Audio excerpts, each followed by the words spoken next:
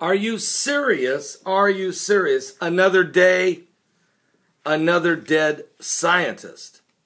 Now, we all know there's already been 55 dead bankers in the last year, and the number continues to rise with mysterious deaths. Guy shooting himself 7 times with a nail gun in the head. Do you believe he committed suicide? That's what they ruled. People found with their throats slit in the bathtub with the knife underneath them. Folks jumping off the 30th floor after making $10 million. Or the 14th floor. Or the 7th floor. Or getting run over on a jog by a minivan, hit and run. Or getting stabbed to death in the middle of a quiet town in Connecticut and laying in the street.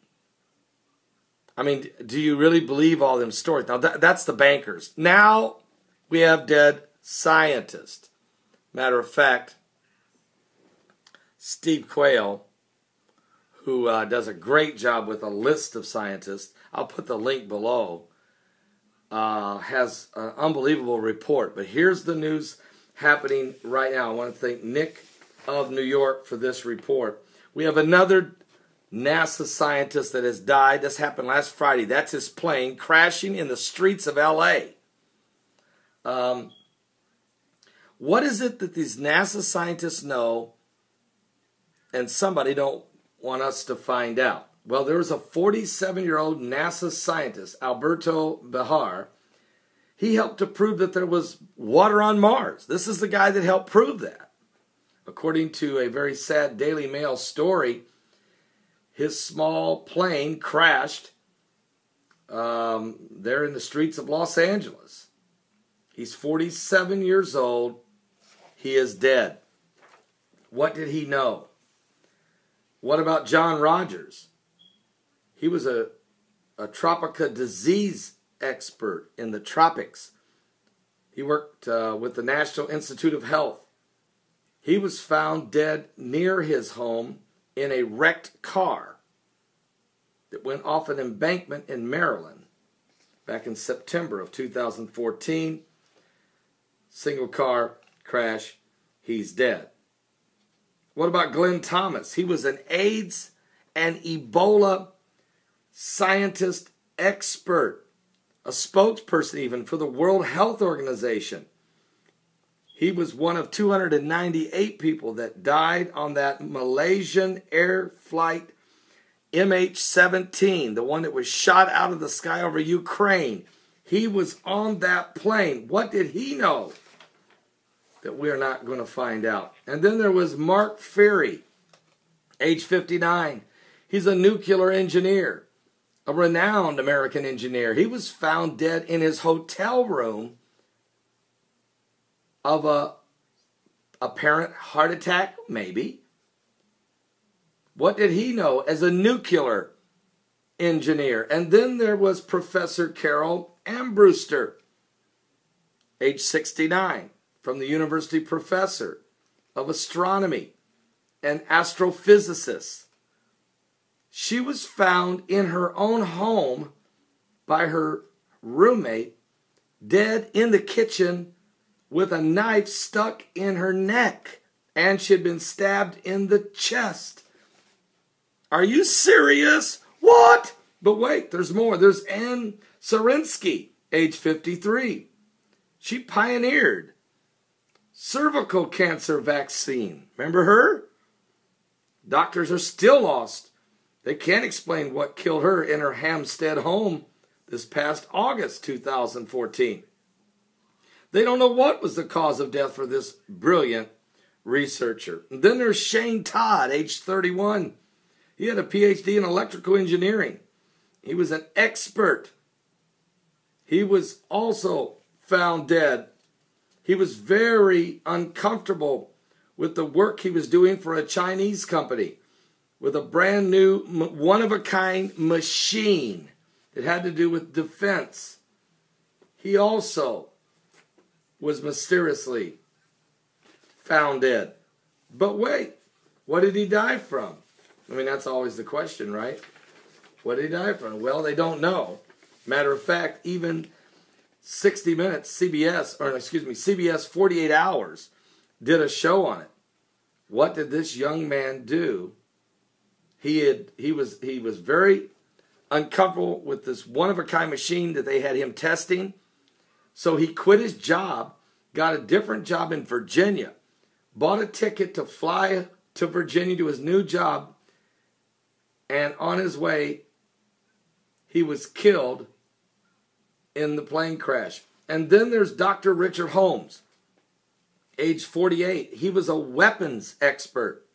Dr. Holmes believed to have worked on the production of chemical protection suits for troops for the invasion of 1991. Are you serious?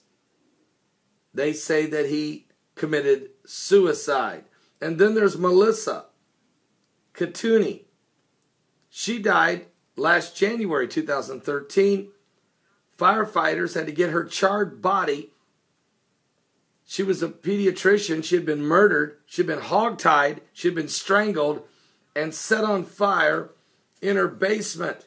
She had worked at a children's hospital in Philadelphia as a leading pediatrician and researcher. And then there's Professor Dr. Richard Crow, age 60. He died back in May of this year. Apparently drove his car off the side of the road embankment in Arizona. He was involved in an astronomy program, involved in what's coming in the sky. Then there was Girl Bazardeh, died this past January 17th. She was shot in her home. She was an Iranian molecular scientist, gunned down in her home. Also, there was James Miller, age 58. He died as a result of a home invasion. He had a doctorate degree in medical biochemistry at Ohio State University and was involved in research. And then there is Zachary Green Warfield, age 35. He died on the 4th of July from a strange boating accident in the Potomac River. He was founder and member of the board of directors of Ominous, a Virginia-based strategic consulting firm for the intelligence community. What did he know? And then there's Jonathan Whittam, age 55. He died, apparent heart attack.